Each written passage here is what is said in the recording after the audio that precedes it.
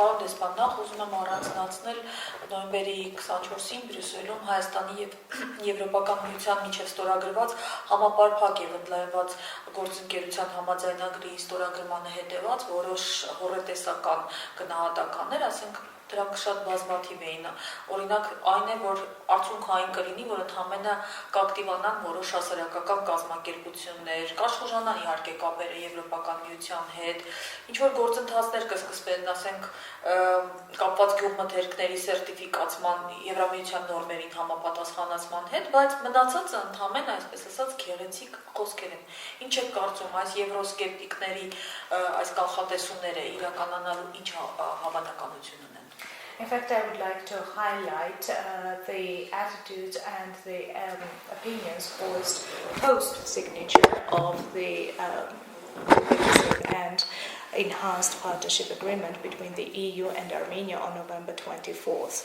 because these estimations were quite negative in their nature, and they were many in terms of the evaluations that this would only enhance the activity of some NGOs, that of course the relations between the EU and Armenia will be enhanced, and some processes will start or will be launched in terms of the certification of certain agricultural products and their compliance with the EU norms, whereas all the rest is just a set of beautiful words. So how would you evaluate these pessimistic evaluations and estimations? The new agreement signed on the 24th of November is a landmark event which helps to solidify the basis of the relations between Armenia and the European Union. The old agreement, which regulated the basis for our relations, the old PCA agreement, was clearly outdated by the developments and by the expectations, also by the Armenian side. So it was a natural process to try to develop a new basis. It was not possible to initial and sign the association agreement, which was ready in 2013, but still the desire to think about an agreement which would be modern and which would reflect the present level of expectations and possibilities was there. So the conclusion of the agreement is an act of necessity in a way. I think it was in the interest of both sides to develop a new modern basis for our relations. The agreement is not a statement of intentions or wishes. The agreement is a statement of duties, obligations and commitments. And as you know, the European Union is quite strict in terms of taking law seriously. And the document is a legal document. So you can expect that the European Union will be very serious about the implementation of the agreement. And we have mechanisms, including in the agreement, which provide for periodic review, which provide for the assessment of the implementation, and mechanisms which will definitely help us to turn this language of the agreement into facts, into reality. So we believe that this new agreement will result in a new quality in our relations. The European Union will do everything in order to implement the agreement in good faith. Վստահ եմ, որ դեսպանը ծանոթ է Գերմանիայի կանցլեր Անգելա Մերկելի այն մեկնաբանությունը, որ Հայաստանի եւ Ադրբեջանի հետ Եվրոպական միության պայմանագրերը զգալի փոփոխությունների չեն հանգեցնի, քանի որ այդ երկրներում մեծ է Ռուսաստանի ազդեցությունը, I'm convinced that the ambassador is well aware about the statement made by the German Chancellor Angela Merkel that the documents signed between Armenia and the EU and between EU and Azerbaijan will not lead to significant changes because the influence of Russia is great in these two countries. Ձեր կարծիքով արդյոք հիմնավոր են նման գնահատականները, թե Եվրասիական տնտեսական միության կազմում գտնվող երկրները մասնավորապես չեն կարող ազատ համագործակցել Եվրոպական միության հետ կամ նվազագույնը կհամագործակցեն միայն այն շրջանակներում խաղային կանոններով, որոնք սահմանել է Ռուսաստանը? Do you think that this evaluation of the situation is accurate, taking into consideration the interpretation of this statement that the EU countries especially will not be able to freely cooperate with the EU or will cooperate with the EU only following the rules of the game that are set by Russia? What we should take into account are two basic parameters. The first parameter is that this agreement offers new opportunities and new possibilities. It is in the hands of the European Union and Armenia how to best use these opportunities. If we are determined to make the maximum use of the obligations and commitments contained in the agreement, then I believe we can be sure that new quality will arise in our relations. Of course, it is not a one-off act, it is a process. It will not happen overnight. It will require efforts, it will require determination. But I'm sure that this agreement offers the potential, contains the potential for a new quality. At the same time, the second consideration which has to be taken into account is that this agreement is not directed against any other state or grouping. Especially Russia. If you read the agreement, and I think the Armenian public is well acquainted with the agreement, there is nothing in the agreement which may pose any tension or any danger concerning any third party, whatever is the party. So I believe that emotional reactions are not well grounded. This agreement, and as I said on previous occasions, is an opportunity not only for the European Union, and other countries may benefit from the impact of this agreement, because stronger, more independent judiciary, stronger rule of law mechanisms, fairer business conditions, modern regulatory framework in different sectors of the economy is something that other countries will also benefit. The European Union doesn't want to monopolize the good benefits of this agreement. Therefore, of course, we should take a measured approach when assessing the level of ambition of this agreement.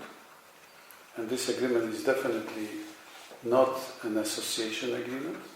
This is a partnership agreement.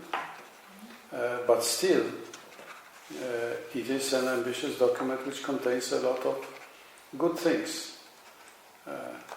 And therefore, I take the comments also made by other European leaders as a recognition of the fact that we should be sober about the potential impact of the agreement, but definitely we should be mobilized by the opportunities which are contained there. Հարցից մի փոքրիկ դիտարկում բխեց, այդ պարոն Դեսպանը ասաց, որ համաձայնագրի տեքստին ծանոթ մարդիկ պիտի տեսնեին, որ այն որևէ լարվածության բանի առիթ չի պարունակում որևէ երրորդ երկրի համար, բայց մենք տեսնում ենք, թե հենց համաձայնագրի ստորագրման գիշերվանից սկսած ռուսական մամուլը ինչ հակազդեցություն է արձագանքեց, որ գագաթնակետին օրինակ հասավ, որ Հայաստանը ուղղակի համեմատվեց անհավատարիմ կնոջ հետ, որը այսպես ասած որոշել է ձախ գնել։ Այդտեղ ակնկալելի էր այսպիսի արձագանքը։ The ambassador, you said a question that derived from the answer. You said that the public that is well aware with the text cannot see that the text offers any pressure or any danger to any third party, whoever the third party is. But we see that right after the signature, actually the following night, there was only certain counter-reaction on the part of the Russian media, and even to an extent when Armenia was compared with an analogy of an unfaithful wife who cheated on her husband. So was such a counter-reaction predictable? I'm sorry, that was the question. What I have noticed were the official comments and reactions, in particular by my colleague here in Armenia, the Russian ambassador, which were, I think, based on real facts and which were referring to the decisions, sovereign decisions of Armenia, which should be respected. And on this basis, I believe that this agreement is not perceived as something which constitutes any form of danger to any third party. Yeah. Concerning other reactions, including by the press is free to say whatever they think, but whereas I respect the right to speak, this right to speak does not does not imply the duty to comment.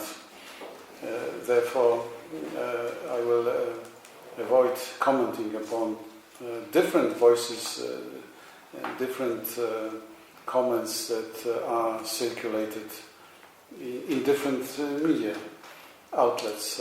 That's not my really responsibility. But I believe that what Armenia did in negotiating this agreement was to take all the necessary steps to ensure that the agreement negotiated with the European Union takes into account all other commitments and obligations of Armenia stemming from membership in other integration projects or international organizations. And I think that, as I said, this document is firmly based on the harmony with other commitments and obligations. Կանցնենք հիմա համաձայնագրին, իհարկե շատ լավ գիտեմ, որ դեսպանի պարտականությունը չի մամուլի հրապարակումները մեկնաբաները, բայց ուզում եմ հարցնել ինքան անկեղծորեն ենթադրում եմ, որ ռուսական մամուլը, որը շատ խիստ կենտրոնացված կառավարում ունի, որտեղ արկա գրաքննության սև ցուցակների մասին անգամ իրենց առաջատար մեկնաբաններն են վկայում, ասենք Պոզնոյի այլ կարգի, որ այս ամեն ինչը կարելի է դիտարկել միայն խոսքի ազատության իրացնելու շրջանակում, թե այդպես է պահանջում պատասխանել դիվանագիտական էթիկետը. Of course, I know that it is not the ambassador's responsibility to react to the different voices in different media outlets. However, knowing the situation in Russia, particularly the centralized approach to the work of and the control established over the media, with the existence of the blacklist and the censorship, which things that are addressed also by the prominent figures in the media field in Russia, do you believe that this was just a case when they were exercising their right to speech, or should this be interpreted differently? And your answer is not is simply being appropriate within the framework of the diplomatic. I am the EU ambassador in Armenia. If you want to have a comment about the media Okay, I see. marketing in the other countries, I would ask you to address my colleagues in that or other country. Ես Եվրամիության դեսպանն եմ Հայաստանում, եւ եթե դուք ցանկանում եք խոսել եւ գնահատականներ տալ այլ երկրի ԶԼՄ դաշտի վերաբերյալ, ես կխնդրեմ, որպեսզի դուք խոսեք տվյալ երկրի դեսպանի հետ։ But as you know, even in Armenia, I do not comment on, react to local statements or opinions circulated by Armenian media. So why should I embark on commenting the statements by media in other countries? Okay, let's pass on to the Ուրեմն քաղաքացիները համաձայնագրից կարող են ակնկալել, որ Հայաստանի ու Եվրամիության կողմից ավելի կմեծանա, այսպես ասած, ուշադրությունը ժողովրդավարության անկյունակարային ուղղությունների կողմից, որոնցից են ազատ եւ արդար ընտրությունների իրականացումը, արդար դատավարության իրավունքը եւ ավելի լայն իմաստով հարգանքը մարդու իրավունքների նկատմամբ։ Այս առումով ինչ կարող է անել Եվրոպական միությունը, որ չէր կարող անել մինչև համաձայնագրի ստորագրումը։ Ինչ կարող է անել այժմ։ From the general population perspective, the citizens may now enjoy, as a result of this agreement, enhanced aspects of the democracy, in particular free and fair elections, fair judiciary, and broader respect to human rights. In this respect, what could the EU do now after the signature of the agreement? Anything that the EU could not do before the signature of the agreement? It is true that references to democracy and human rights and other values which are an integral part of the European identity were already contained in the previous documents, also the previous documents that were adopted together with Armenia. What we have now is a much stronger legal basis, and what we have now is much stronger mutual commitments and mechanisms for overviewing the implementation of these commitments. So the basis for our dialogue and cooperation on the issue of democratic and other values is much stronger. But we understand that the Armenian government undertook these commitments not to please the European Union. The Armenian authorities committed themselves to these values because this is something what the Armenians themselves need. And from this perspective, we believe that the process of building stronger democracy, independent judiciary, the progress of getting rid of corruption, the process of ensuring the protection of human rights will continue with or without this agreement. What this agreement adds to this process is new mechanisms, new opportunities, and the support of the European Union. Political support, but also support in terms of expertise and financial resources. So that's the opportunity created by the agreement, but we believe that the process towards the consolidation of European values in Armenia is inherent in the workings of bigger processes inside Armenia. This is not an agreement through which we want to export anything, project anything. We simply believe that this is we don't want to treat this agreement as a leverage. We believe that simply this agreement inscribes itself into natural processes which are happening and will happen in Armenia. And what the European Union can contribute is exactly the opportunities created through this agreement. Իրե փոքրիկ ենթահարց անմիջապես համաձայնագրի ստորագրումից հետո երկրի նախագահի եւ այլ մակարդակներով իրավապահների հնչեցվեց հակակոռուպցիոն պայքարը խստացնելու անհրաժեշտության մասին հայտարարություններ։ Արդյոք ինքը ուղղակի կապ տեսնում է այս երկու իրադարձությունների միջև։ A small sub-question right after the signature of the agreement at the level of the president of the country as well as some high officials in the law enforcing bodies, there were statements made with regard to the intensification of the fight against corruption. Is this just a coincidence or do you see any relations or links between these two occasions? Frankly, I believe that the recent statements, and I agree with you, they were very strong and very important for Armenia, are a reflection of the natural processes taking place in Armenia. So I don't find any link with the agreement signed. But as I said at other occasions, this week, this agreement comes at a good time. So that these strong and important statements can receive additional backup, additional support through the cooperation with the European Union.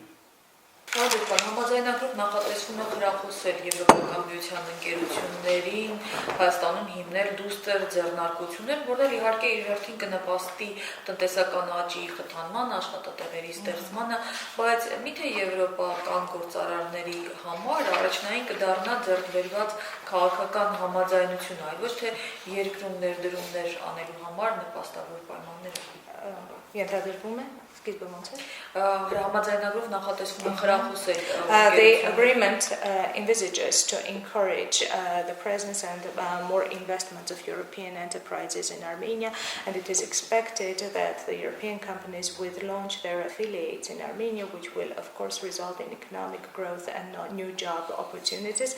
However, would the EU enterprises focus more on the achieved political agreement rather than their economic opportunities? Whereas, the political agreement versus the favorable conditions for investment in the country. Look, we need both. We need this agreement because this agreement sends a signal to the European business that Armenia wants to embrace the European model of governance, that Armenia wants to adopt a European regulatory model. And it's very, very important for the European business because they will be prepared to play by the rules they know, they understand, and they feel comfortable with. And that's very important. For any country to be attractive in terms of foreign investment, the feeling that the rules are known, predictable, familiar is very important. And this is the signal that the agreement is sending. But also the other factor, the internal developments, the internal climate, the experiences of European companies is important. And we know very well that one bad experience can overshadow 100 success stories. So if European potential investors are confronted with unfortunate developments because one or two companies failed in their efforts to come here and to make a successful business, then it will be bad. And in such situations, even the signing of the agreement will be of no help. But I believe that Armenia is on the right track, that the business climate is changing in a good way, and we have good signals from the European companies operating already in Armenia. But of course there are problems, sometimes very pedestrian problems, which have to be addressed, in order to create good success stories and prevent the emergence of bad stories. So both factors are important, the legal basis and the practical situations, the so-called anecdotal evidence. Anecdotal in English means, you know, I don't know how to translate it, but it doesn't have to do with anecdotes, jokes. Ու վերջին հարց է, որ շատ մանր կարող է թվալես ամբողջ համատեքստում, ինչ որ մեր մարդկանց հետաքրում է վիզաների լիբերալիզացումը, այդ մասին խոսել եք, չեմ ուզում կրկնել, բայց մի ուրիշ հարց էլ կա, որ մեր մարդկանց շատ հետաքրում է, որտեղ մեզ համար մեր հպարտությունն է, մեր բրենդն է, դա հայկական կոնյակն է բնականաբար։ Հիմա համաձայնագրում մի դրույթ վերաբերում է կոնյակի եւ շամպայնի անունները նաեւ ներքին շուկայում փոխելուն եւ որոշակի ժամանակ է հատկացված դրա համար 25 տարի, որ նոր բրենդ համար է ստեղծվի։ Իդեպ լուրեր կան, թե շատ մեծ գումար են տվել Հայաստանի որպես այդ բարոյական վնասի համար, հա։ Հաշվի առնելով էլի եմ ասում, թե դա մեզ համար ինչ կարևորություն, պիտի խնդրեի լրացուցիչ բարձրաբանումներ այս կապակցությամբ։ A question that may seem minor within the broader context, and I know that you have already spoken about the visa liberalization on different occasions, so I'm not going to ask about that. But there is another thing that I would like to ask about, specifically speaking about the Armenian cognac, which is known to be a national brand. It is known that the agreement contains a provision which requires the rebranding of the product of cognac and champagne also in the internal market, and the transition period is set to be 25 years, so to say, for the creation of the new brand. And there are some rumors that big amounts of money have been paid in order to compensate this moral damage. And could you please additionally comment on this issue?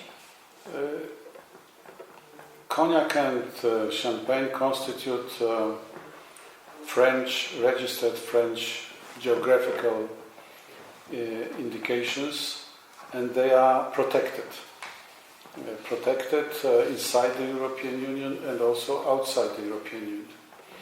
The European Union, when embarking on any deeper relationship, in particular in the field of trade,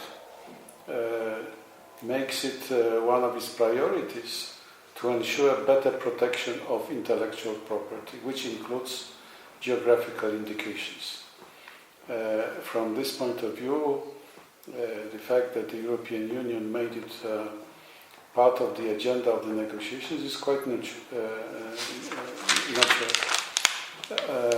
And I believe that this is something which is inevitable also for Armenia, which is still using these French geographical indications, although on a very limited scale, because only on the Russian and Euro-Asian economic market, and only, if I'm not mistaken, using Cyrillic letters. The experience of other countries which entered into deep and comprehensive free trade agreement, like Moldova or Georgia, is that abandoning these names, which are protected names, didn't result in any damage. Quite the contrary. The sales of these products, like brandy, increased. And I believe that Armenians will be no less successful when switching to other names. Because what speaks for Armenia is long tradition, it's, good quality associated with the name of Armenian origin, and I believe that Armenian products, Armenian bread, Armenian sparkling wine will be very successful, not only on the Russian market. What the European Union is offering is technical assistance. We will be ready to support Armenia in analyzing the impact of the switch, of the transfer to other names. And we will be helping, like we did in the case of other countries, Armenian producers. And the technical assistance? Yes, technical assistance, but also in terms of financial backup to help with the promotion of new brands in terms of marketing, which would require financial resources. It's not done, say, free of charge. You need to advertise, you need to publicize. And the European Union, like in other cases, Armenia is no exception. Because, as you know from other agreements, they had, the other countries also had this challenge to face, but the European Union is ready to help. And that, I think, speaks a lot about the European Union. The European Union is a partner which thinks in terms of cooperation and assistance. We do not impose, we do not dictate, we do not simply leave the countries alone with their problems. So also the issue of geographical indications will be solved in a cooperative way with the support of the European Union, even if some other countries may also benefit from it. Thank you for this opportunity. Thank you for your answers. Thank you. Thank you very much for your interest.